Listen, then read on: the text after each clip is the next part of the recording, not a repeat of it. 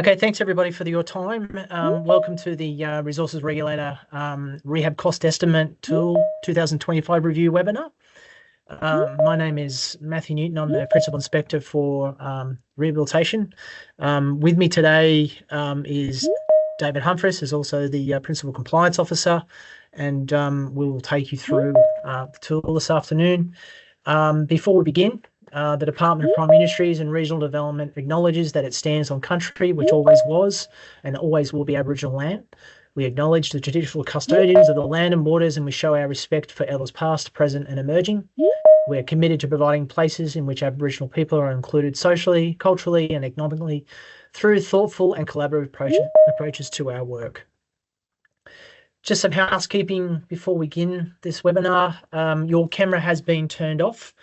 Please stay on mute for the session until the Q&A session at the end of it, where you will be invited to unmute if you raise your hand.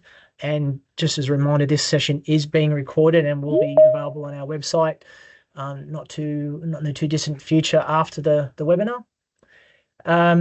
In terms of questions, please use the Q&A feature on the top of your screen here. And then during the Q&A session, towards the end of the webinar, just raise your hand and then unmute utilising the mic button here. As a bit of an overview of today, I really want to give you a little bit of background in terms of the 2024-25 Rehab Cost Estimate Tool review process, introducing you to the new tool and the associated support materials. So the objective of this webinar, I won't be going down to the absolute nitty-gritty of the tool itself. We have a number of tutorials that'll do that for you, but I just want to show you where all that belongs and then broadly take you through what the new tool looks like and how to utilize it. And then we can talk about transitional arrangements for mandatory use of the tool. And then we'll have questions towards the end of the webinar. So the 2024-25 RCE tool review project started late 2024, where we engaged EHS support to review the tool for us. But as a bit of background, the RCE tool has been around since the early 2000s, and it hasn't been up until this new version that it hasn't changed that dramatically at all. So I think we pushed the current version to its life, and really looking to utilise this process as a bit of a total refresh. Hopefully, a bit more user friendly, but also a lot more accurate in calculating securities. So over the years, the tool has been reviewed continuously with major revisions in 2017 and 2021. I can remember a time when I was on the other side of the fence and first used the tool in the very early 2000s. A particular mine that I'm calculated it with, I think ended up with having a security deposit around about 70 million, and that site today is over 400 million. So the tool has evolved with us over the last 25 years. But it's a policy within the department that we review the tool every 4 years, really to ensure that security deposits accurately reflect what are the rehab liabilities associated with each mining operation. So following a tender process in 2024, EHS support were selected to undertake the current review. EHS has significant experience and expertise in the mining and petroleum industries and have undertaken numerous rehab cost estimates across the sectors. Kevin Simpson was the lead in this with EHS, but also utilised the services of Mike Slight, who many people may be aware of. And a previous project that they have been involved with has been the Queensland Government's Rehab Cost Estimate tool in 2021. So you'll see some very similar type principles that we've adopted here. And obviously being in New South Wales, we always like to do it better than Queensland. I do say that tongue in cheek because I think I do have Sam from the Queensland Rehab Commissioner's office online today as well, but looking to continually improve on that as well. The key principles adopted to date as part of the evolution of the current tool has been on benchmark reviews. So as part of that process, hasn't been as transparent as we would like in the past because we go out and actually look at the actual particular rate that's applied for a particular activity. So if it's a major bulk push rate, it's more of that high level rate that we've benchmarked. And that was always a bit difficult at times because the availability of that information to represent the entire sector was quite challenging, quite hard to get a hold of. So a bit of a different process we've used this year, where we've utilised a bottom-up approach, where unit rates have been constructed using engineering cost estimation methods. And essentially that's to really mirror image what mining companies do for each given site, where they actually build it up from the ground, looking at the Caterpillar handbook, for example, burn fuel rates, and key assumptions like that. And what this will do is improve the auditability as well as make it easier to update rates in future reviews. We've also, we believe we've improved the navigatable, that's a word, to be able to navigate the tool by both industry and inspectors. The format of the tool has now more aligned with the Queensland tool with some additional enhancements. And there's also alignment with our mine rehab portal with the mining domain types, which will link into the use of spatial data going forward. And I will talk about that a little bit later on, about our expectations on spatial data with this tool. This has been a very lengthy process and a lengthy consultation process as well. And the highlights of that has been the tool was released to Minerals Council and AMEC in May for an 8-week consultation period. During that time, we conducted a webinar on the 28th of May, and that is still available on our website. To a large degree, we'll cover off what's in that today as well. Certainly, that May webinar gave a really good look and feel for what the RCE tool is, and really hasn't varied from that too much.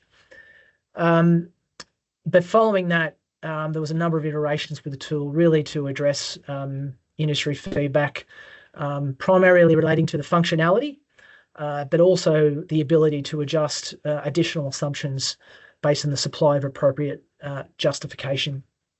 But I will say, as a regulator, we found that as a really valuable process, so that we could make sure this tool was really a robust tool for everybody.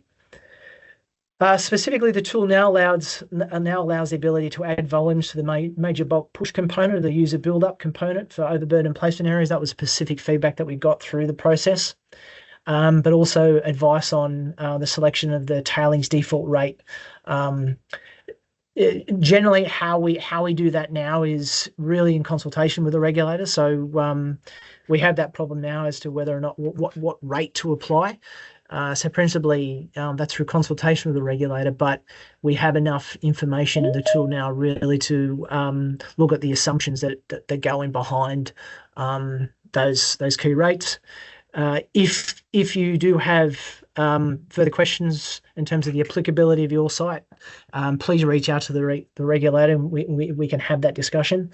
And again, go back to the fact that we do accept alternative rates where you provide appropriate justification for that.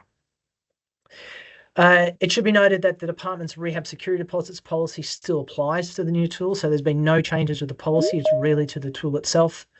And the key part of that policy is that the security deposit must cover the government's full costs in undertaking rehabilitation in the event of default by a title holder. Again, just reiterate, the department will still accept alternative rates, provided that they reflect independent third-party contract rates to undertake rehabilitation activities. So essentially, it's the cost for government to come onto site and undertake the rehabilitation in the event of default by a mining company. And any justification for rate change needs to be supplied with the RCE submission as part of your forward program, or as part of a rehab completion application, for example. So in terms of what is the new tool and the associated supporting material, the new tool is it still continues to be an Excel file. The key difference with this Excel file, it doesn't contain any macros at all. Interestingly, last year with government IT security processes. A lot of our inspectors couldn't actually access the file itself. We had to get special permission because of the macros that was in it. So we've got around that problem now with the new Excel tool without any macros. Associated with the new tool is the update to the existing guideline, Rehabilitation Cost Estimate. Now, this is a guideline that is approved by the Secretary as set out in Clause 3 in the Mining Regulation 2016 and Clause 3 in the Petroleum Onshore Regulation 2016. And aligned to the new tool, we also have a Rehabilitation Cost Estimate tool, manual, and we have about 15 tutorial modules, which really go down to the nitty gritty of how to fill out this tool. And we're quite proud of these tutorials because it really provides a good overview in terms of how you fill it out. To show everybody where everything lives and how to find it, if you go to our website, and this worked in we practiced before this. So if you just put resources regulator into your explore bar at the top here, essentially it'll come to the New South Wales Resources landing page. You click on resources regulator, mine rehabilitation, and then underneath that there's a security deposit. It is actually on our website in a few locations, but this is the primary spot. So it has the current rehabilitation cost estimate tool, which will continue to be available towards the latter part of this year, and then will be taken down after that. Again, I will talk about transitional requirements a little bit later on. And here's the new tool here, Excel file, which you download from our website here. Just to let everybody know that we actually publish the latest security deposits every 6 months, so that community can understand how much security we hold for each mine. Here are all the various video manuals, and I'm just going to give you a little bit of a taste for what these look like. So I'll click on the overview and key elements to begin with.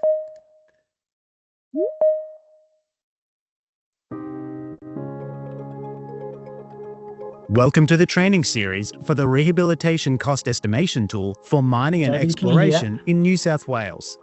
Yep.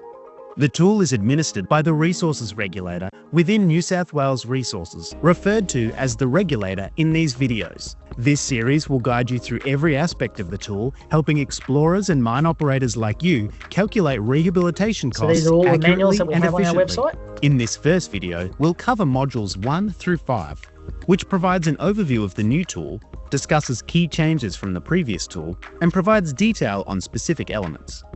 Remember, while these modules offer... Okay, so I'll click back on the website. And I just want to dig into one example, I'll pick tailings, for example, which gives you a little bit of a feel for the level of detail that we go into. Welcome back to the training series for the Rehabilitation Cost Estimation tool for mining and exploration in New South Wales. This is Module 9. In this module, we will dive into the Tailings Storage Facilities input sheet, which calculates costs for decommissioning and rehabilitation of tailings storage structures. This sheet includes a default table and a user build table. The default table is simple to use and requires only the selection of a risk level, entry of a footprint area, and possibly some adjustments for growth media and low... So I encourage you in your own time to go through each of those modules. My suggestion is that when you're filling out your RCE, that you actually have those on standby, and that really answers majority of questions that you'll have in terms of how to fill it out. But again, when you're filling out your RCEs and have any particular issues, please reach out to the regulator and we can discuss how to navigate through.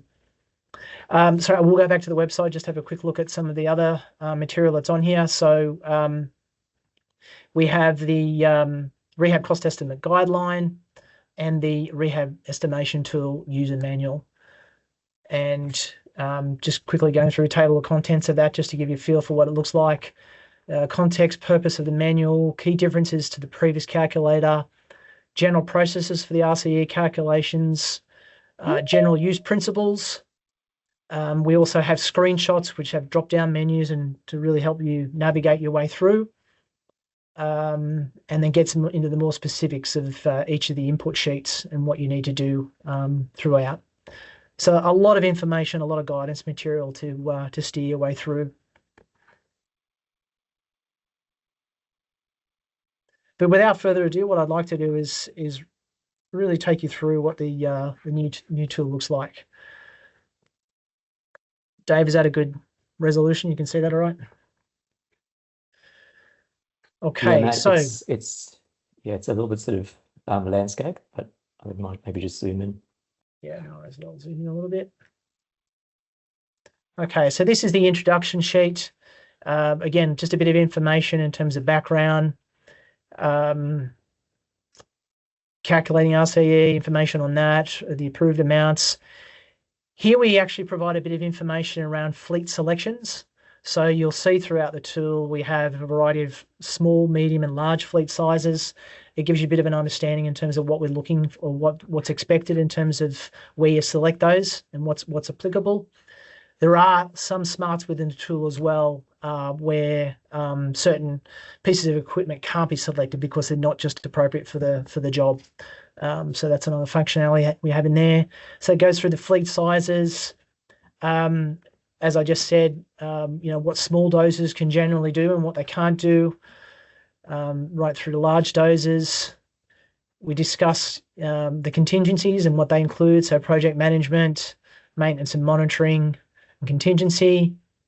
Also provides a bit of an understanding about the color code and examples. So the green is generally user entry. So this is where the user enters the quantities, for example, hectares and tons, or they actually select from drop-down menus such as push length or fleet size or other non-default rates, for example. Alternative rate user input cells are in yellow. Alternative rate with user entered rate will pop up to that color there. And then we also have user notes, including justification for use alternative rates. And then we have in yellow, which are departmental notes, which is information for users. And the calculations are in white and they are locked to the user. We provide a bit more information around default and alternative rates in terms of how to fill that out. So for example, the default rate is this, and then the alternative rate is 20,000. So the actual rate is 20.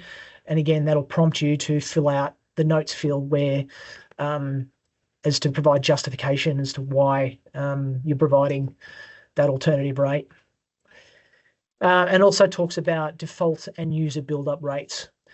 So we've designed a number of the tabs essentially to kind of mirror image your ballot paper when you go to the poll. So you either choose above the line or below the line where you don't go towards the default rates. You won't choose above and below. So where you've picked above, you don't need to do below. But if you choose below, you don't need to put it above. And I'll go into that a little bit more as we get through that sheet. Okay, so I think that's, and then we just talks about the various details in the sheets in terms of the introduction, checklist for leaseholders, but I'll take you through that through now. Just a revision tab. So obviously this is the new tool. So revision number 1. Checklist. This is for you to fill in before you submit it with your application. And this is just to make sure that you fill out everything appropriately and have considered everything. Particularly, have you attached any information for any variation to departmental rates? That's just a bit prompt that you've actually done that. We've also included this sheet here. So the white here will automatically populate from the current RCE calculation that you're putting together. But as you go into your subsequent reporting periods and doing further RCEs, you'll need to manually enter your previous year cost in here. And that way there's a automatic calculation in terms of what are the key differences, but also an opportunity to explain what those key differences for each of those mining domains are. This provides a bit of transparency for yourselves when you're trying to get your RCE amounts approved internally, but also good information for government understanding in terms of what's gone up or what's gone down and the key reasons behind that. Then we have an RCE summary sheet. Now, under Schedule 8A, mining companies are required to publish their forward programs. So as a rehabilitation cost estimate comes in with a forward program, you are required to publish the RCE with it. However, what you are required what we're mandating is that you need to actually publish the RCE summary. So essentially, it's making sure that this sheet here is PDF'd and published with your forward program. So that's just essentially an overview, date of the estimate, what leases that you have, that's my cursor, the leaseholders, term of the RCE, date of last assessed deposit. It'll have the cost for each of the mining domains, subtotals. So essentially, that's all you need to print off and publish with your forward programs. Okay, so a couple of ways to navigate. You can either go to each of the mining domain types by just clicking on these hyperlinks. But you can see all of these through the bottom here. And as you can see, they are generally aligned with the Mine Rehab Portal mining domains that you'll see in the final landform and rehab plan. So if we click on, we'll go from the beginning. So infrastructure area mine entries. This essentially is associated with added shafts and boreholes. And I will just... Yeah, so this is where we don't actually have a default rate above and below. This is a holistic sheet in itself, and you just follow that down. You can see we've actually got columns going across here. So the idea there is if you've got shafts or boreholes or adits of different dimensions, you would add each of those in each separate column. Where you have the same dimensions, but you have multiple shafts of the same dimensions, you can add that into the one column, but you just enter in the number of shafts, and that'll apply the appropriate dimensions to that. So you go across the columns there. Dave, jump in any time if I miss anything here. But essentially that takes you through your ventilation shafts, your hoisting shafts, your adits, portals, declines and drifts, tunnels, and then we get into the general re-veg component at the back end. And that's a general structure that we've applied for all of the worksheets. A little bit different to the above here, where you're looking to add ameliorants, for example. You can actually utilize this column and actually enter all of the areas in the one column and apply, for example, if the ameliorants here is gypsum, you're going to apply gypsum to it. You might want to go half the area utilizing gypsum, but based on soil characterization analysis, the other part you need lime, so you can just divvy up the total areas between. So you have that options as well, as opposed to just doing that per shaft. But again, there's flexibility in terms of how you do that. If we have a look at the infrastructure area, so what we've tried to do here, so this is above the line, and a bit of feedback we got as part of the consultation process was they wanted a little bit more usability up here around entering in variety of dimensions, for example, rather than just the default rate on some of these. So this is why this is a bit more expansive, but this is where you enter that in. So I've just lost my cursor.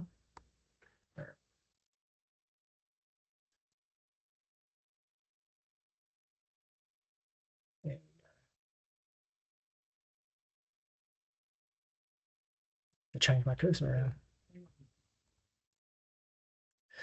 around. Okay.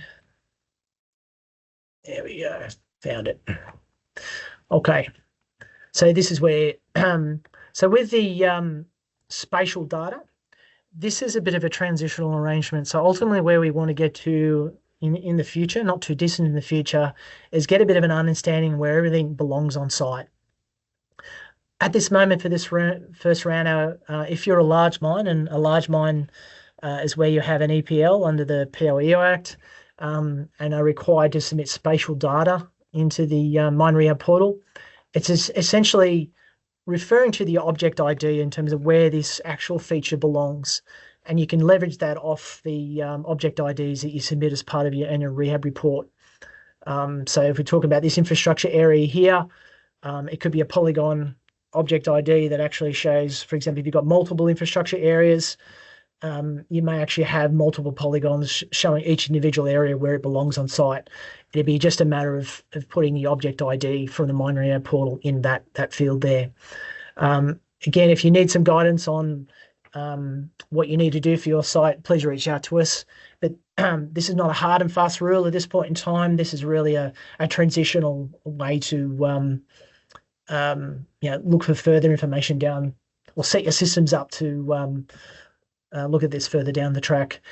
I mean, where this comes from is, I think it was back in the 2017 New South Wales Audit Office process, was they went out on one of the sites and were looking at security deposits, and they really couldn't understand where these costs were being generated from each site. So it's really designed to provide a bit more transparency about where these costs are actually borne on each site. Find my cursor again. So this is the default rates up the top here. So this is more of a simpler way to utilize it. But if you want to go and change particular assumptions, you click on this one here and just go show. And then what happens is, for each of the items above, allows you to go in a lot more detail in terms of placing a lot more different assumptions that are applicable to your site that are maybe outside the general assumptions that we make above. And that's a general theme that we've got for most of our sheets. If you look at the beneficiation facility, so generally any washeries, coal prep plants that you have on site, this is where you place all of this in here. And again, with its heat leach pads, decommission, demolish and remove tanks and vessels, decommission, demolish and remove transfer and loading equipment, demolishing buildings. Got all the options down here like this. Again, columns across for each of the infrastructure areas. Back into the source and applied growth medium and the revegetation, the back end of that.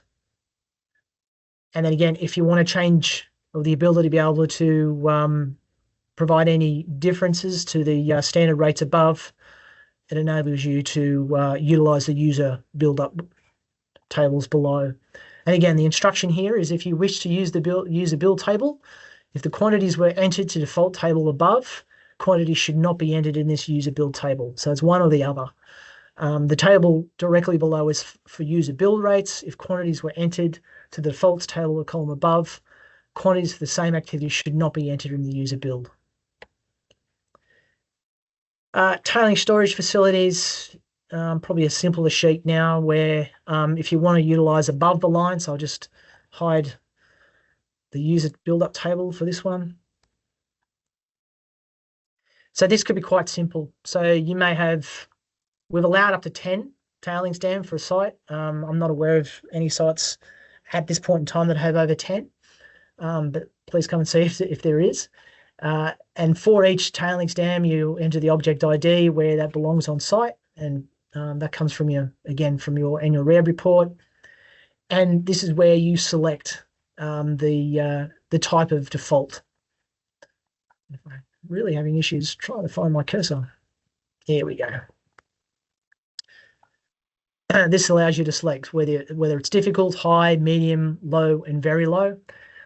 I will show you a little bit later down in the assumptions capping sheet in terms of where a bit of guidance on how to select these, but also in the cost schedule as well, gives you a bit of guidance.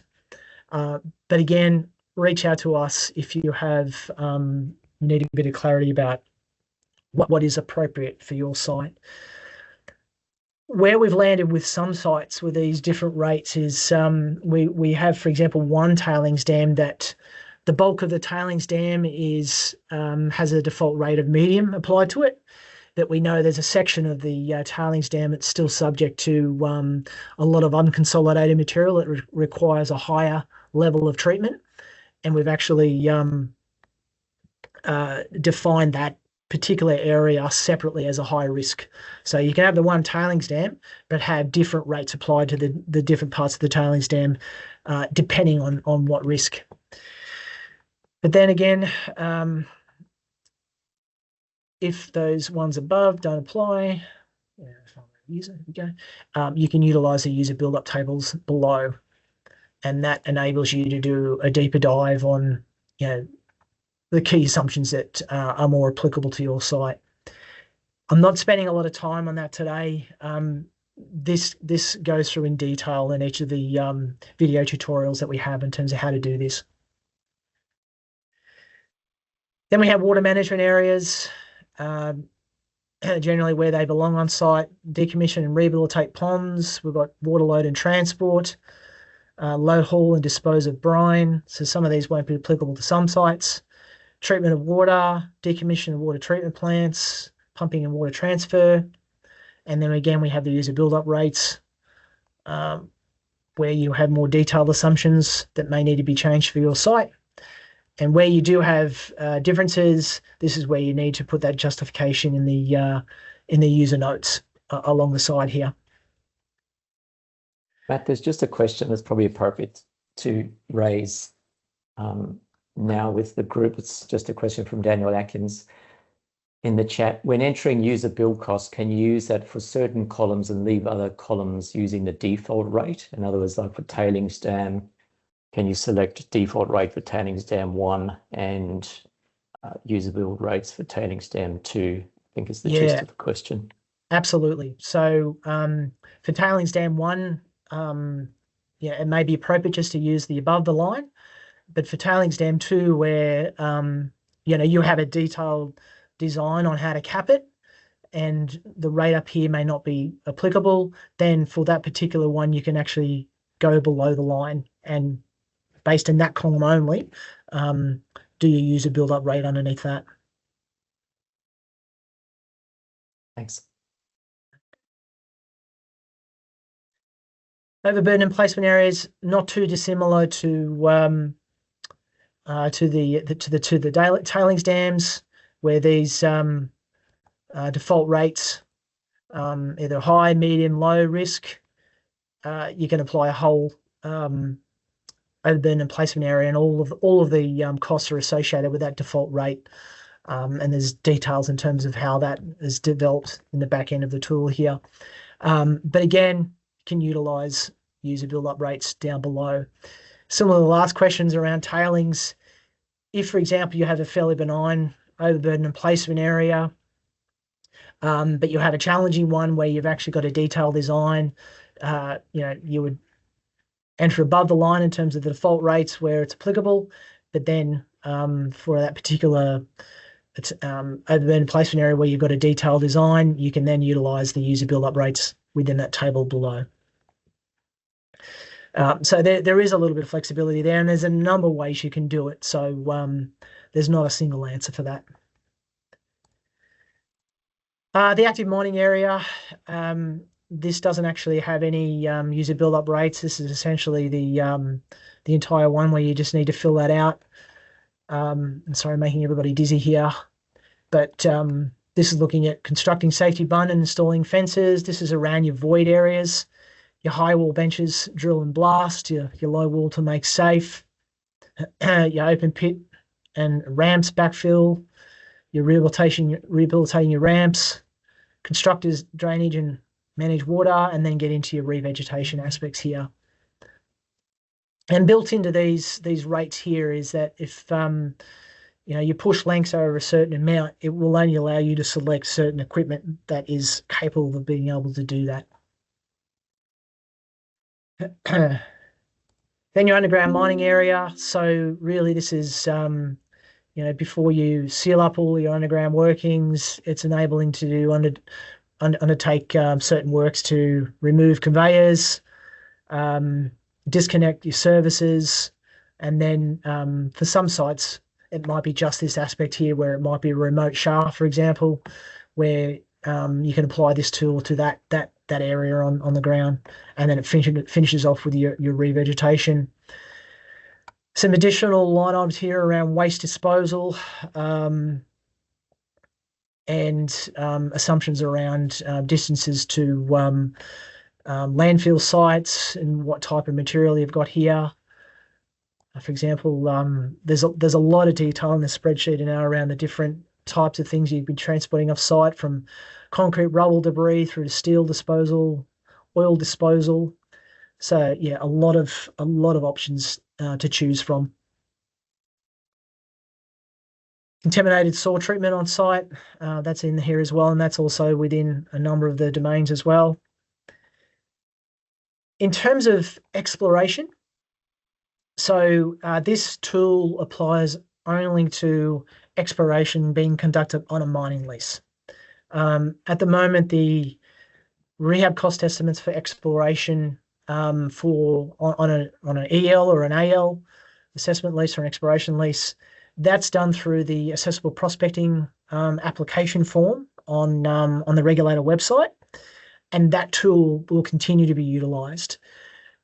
We've have a staged rollout for exploration where these new rates and items that we have in this tool are currently being applied to that tool within the regulator portal. That will require a bit more testing from industry before we go live with a revised tool by the 30th of June 2026. So there's a bit of time before we adopt that for exploration on ELs and ALs. But the purpose of this spreadsheet here will be for exploration being conducted on a mining lease only. Excuse me. But I guess to get a bit of an understanding of, because these rates went out for consultation, including exploration, these are the top of rates that will be applied in the future beyond June 2026. So that should give you a bit of a feel for any changes to costings for your exploration projects. Again, I find my cursor. This is just the other and sundry. So we have a range of items in here that may or may not be applicable to a particular site, but contaminated land studies we would generally be looking for each site. Closure plans, and we've actually provided a greater range for the type of closure plans to be developed and any additional fees. Any hazmat studies, disposal of radiation devices. We've heritage and security. We've costed a heritage report, but we haven't actually put any costings in for the maintenance or management of heritage infrastructure. That's a little bit too difficult because it'll be such a bespoke cost for a particular site. Now, there's not a lot of sites out there that will have this issue, but there are some sites, for example, around Broken Hill, Cobar, where you have older operations where some of the infrastructure may be retained for the community post closure. There'll be there's some costings in here for care and maintenance associated with maintaining underground workings open.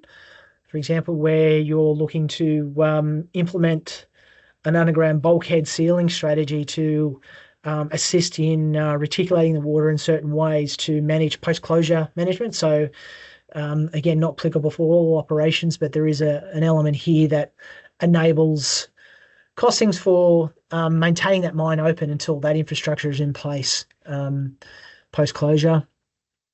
Then we have maintenance of rehab areas and repairs, so general tab catch-all for that.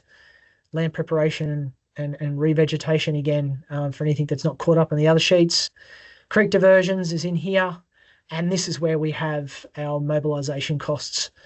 And I refer you back to, there's my cursor.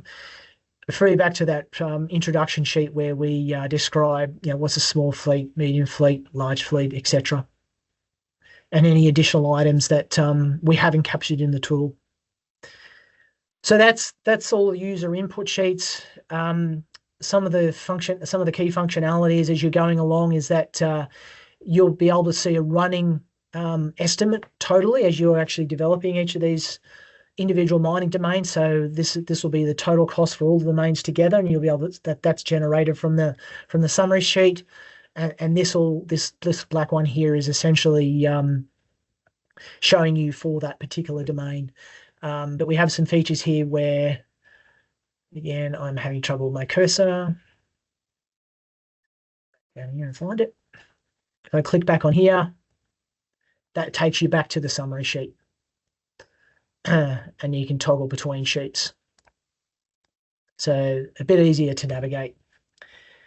These are lock sheets here and provide guidance on industry in terms of the key assumptions in behind.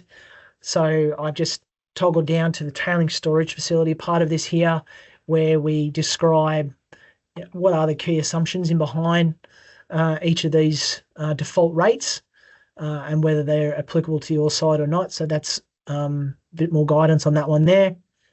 But this is a fairly comprehensive sheet. If I toggle up here, covers everything in here in terms of where all of this comes from.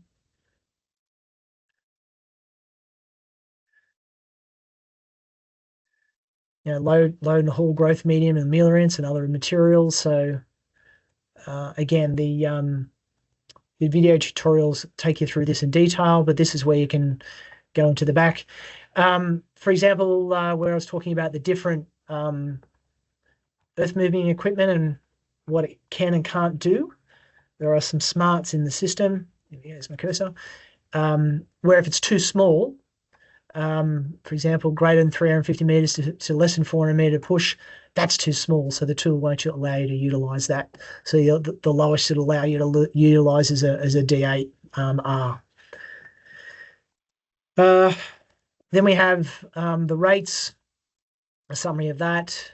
You can see we've gone down a lot of detail about, what cost estimates we've assumed around hourly rates, for example. Consultant labor, where that's been built into the tool, cranes and platforms, dozers, excavators, excavator attachments. We get down to machine productivity and how that what's not visible to the mining industry here is the user build-up rate, which ties all of these assumptions together in terms of how the rates were developed. But these are the key assumptions that go into those user builds. And then we have some journal assumptions. I'll click on that here. Again, this has been built into the user build-up rates, but it really goes down in terms of buildings and parking, concrete surface building, 150 mils been assumed there, concrete surface cover parking, 250 mil. And in the user build-up tables, this enables you to vary these where you have that information on your site. But these are generally what's been built up into the default rates. And last but not least is around the assumptions for capping. And that is summarized in the actual cost schedule, but this goes to show you the particular aspects for each of the high, medium, low, and very low default rates that we've used for tailings, waste rock dumps, and heat leach pads. I think that generally gets to the end of that. Oh, sorry, the other one, I think. So what we've included in this tool is what we call a rate mapping part. So what we tried to do as part of this process is to provide a bit of guidance to industry on, okay, this is my current RCE on the old version. Where does this actually get captured in the new tool? Now, that was a little bit difficult because it's not really like for like anymore, but we did our best to show you where that could be achieved. But we also did a bit of modeling to actually understand how the rates were going to change. So that's something that won't belong in the tool for too long, maybe a couple of years before we take that out. But this is really to help in that transition from your current tool into the new tool. So take it with a little bit of grain of salt because we're not comparing apples with apples, but it gives you a little bit of a feel for where your current activities are captured in the new tool. Interestingly, we did some modeling on this before we released it for the May 2025 webinar. What we found was generally from some RCEs that we transposed into the new tool, we were getting variances from 6% up to about 12%. Feedback that we've got from industry is that some sites are around about the 10%, and I have heard of one particular site where it's gone up to around about 26%. But I think that's related to potentially tailings dams and capturing off from some of the key assumptions that is applicable for that particular site that potentially may not be captured at the moment. So, but that's generally what we're expecting. It's probably a bit of an average of about 10%. Which, considering the fact that this tool the current tool hasn't been reviewed for 4 years, and you apply general CPI, that's probably on the mark in terms of what we're expecting. But yeah, we'll obviously watch that as that comes along. And so that's an overview of the RCE tool. I'll just hop out of that for a second.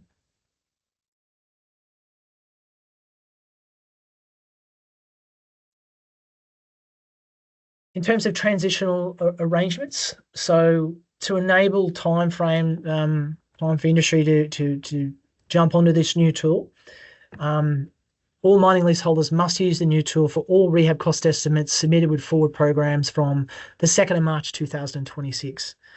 So in essence, that essentially aligns to companies that have a calendar year reporting period that finish on the 31st of December 2025. Their obligation is to submit a forward program 2026 to 27, 28, 60 days or 90 days after the end of that reporting period. So essentially from the 2nd of March onwards.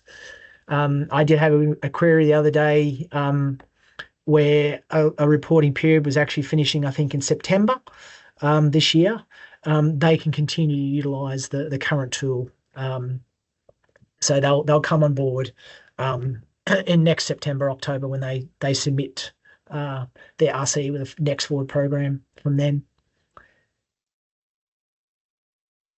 So generally, that's what I was going to cover today. Any further questions at all?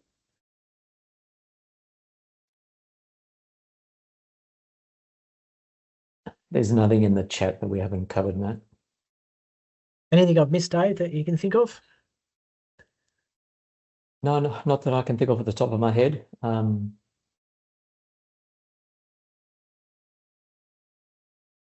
Nothing at this stage. Again, just to reiterate, please utilise the information on our website. I find the user manuals, that's the actual tutorials, very useful. Certainly when I was getting used to the tool, I had that open alongside me, so it could help me navigate my way through and what to do. This is new for everybody. It's new for industry and it's new for the regulator. So when we receive these new RCE tools next year, that'll be the first time we're looking at that as well. So I'm expecting a bit of a few bumps on both sides of the fence. But let's continue to work together and nut any issues that we have out. We may need to adjust things as we go. There's just a question that's just popped up about, have we noticed any significant jumps with tailing dam costs?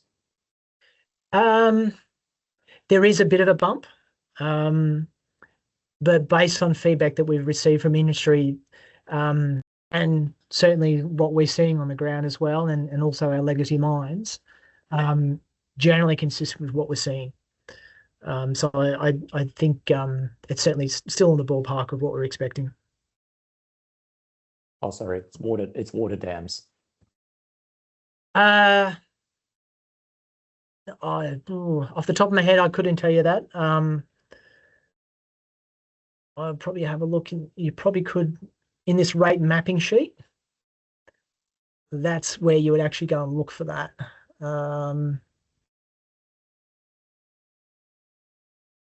You got me on the run here.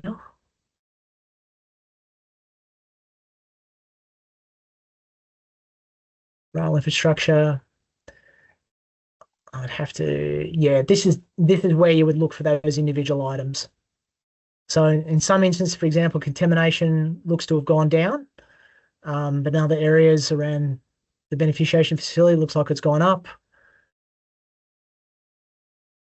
This is a pretty big sheet, vents and shafts and boreholes. I think probably answer your question is this is where you would look for that information, but I don't have that at hand right at this point in time. Sorry, I wasn't sharing my screen. That's all right. Megan, maybe we can just unmute I think it's Abril who's asked the question.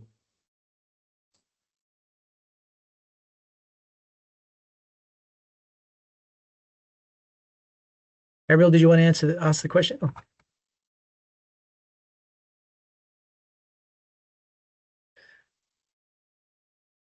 Anthony, did you want to unmute?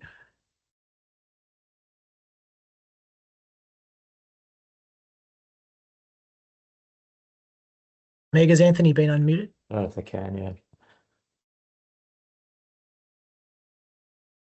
Should be able to unmute themselves.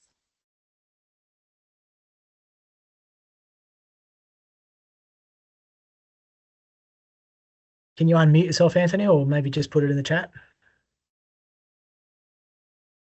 They said they can't unmute. Let me just This is the first time the New South Wales Resources has utilised Teams as opposed to Zoom, so apologies for that. Anthony, if you have any specific questions, reach out on our hotline and we can get back to you.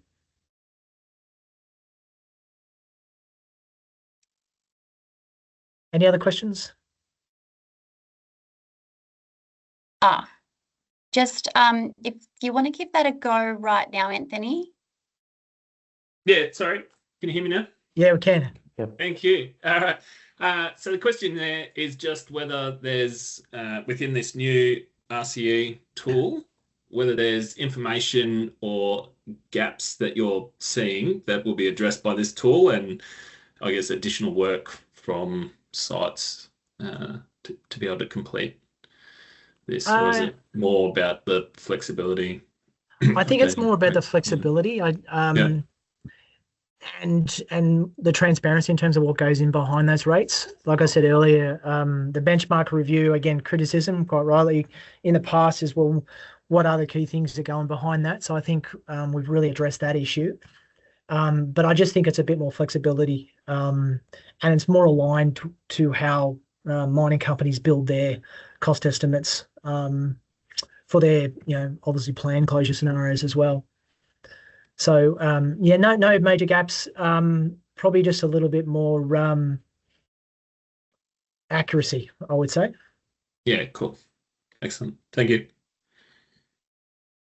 And I can unmute now as well. It's Abrel from KCB. Hi, Matt. Hey, how you going? Good, thanks. Yourself? Pretty good. So with the water dams, so previously there wasn't a one-off rate for the water dams based on capacity or area. There were rates related to maintenance costs and minor repair for handover and things like that. Yep. What I've found in a couple of the exercises we've done is a significant jump when you take the breakdown of removing liners, pushing in embankments, etc.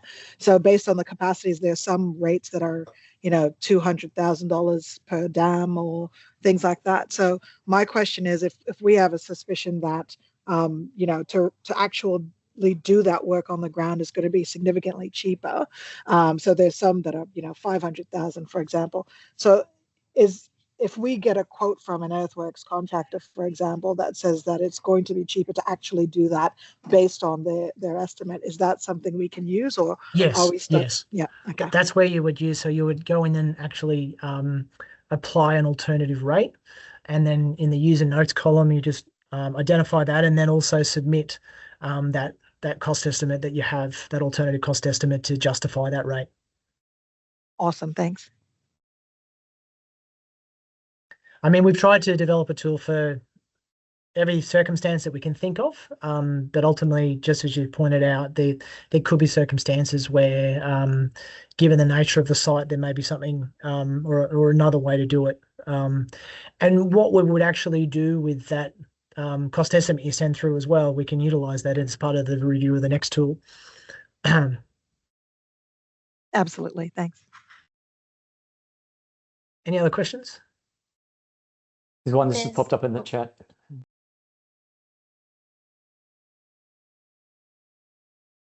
What's the question?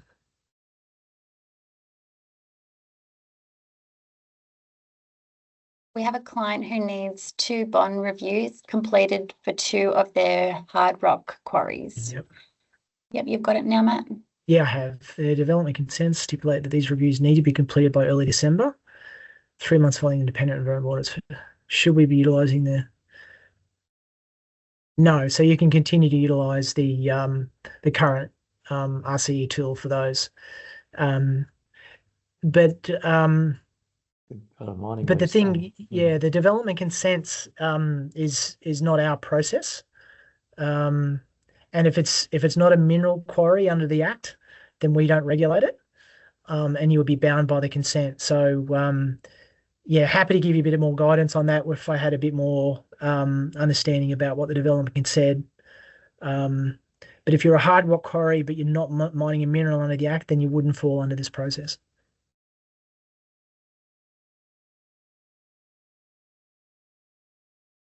But if you want to talk specifics, yeah, please reach out.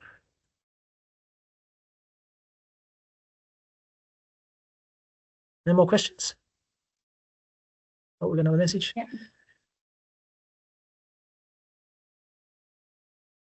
Queensland Environment Department is close to rolling out a new residual risk calculator.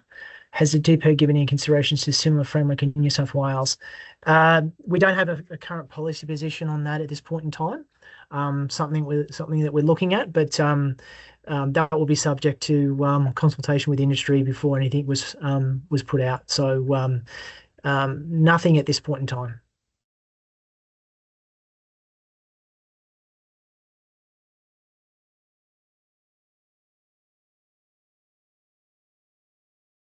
Okay. Well, if there's no further questions, just a reminder, the webinar will be online in the not too distant future. Please have a look at the website and again, reach out to the regulator. Our contact details, which I do not have memorized, but I will put it in here anyway.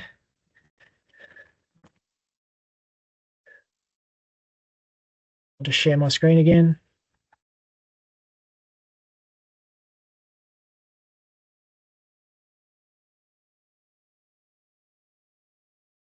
Just look at contact us. Zoom in a little bit. You can contact the regulator on 1300 814 609, select option 5, or you can actually email us at info@sisresources.newsouthwales.gov.au. Any questions that you have. Well, I appreciate everybody's time today. And yeah, look forward to any questions you have in the future. Thank you.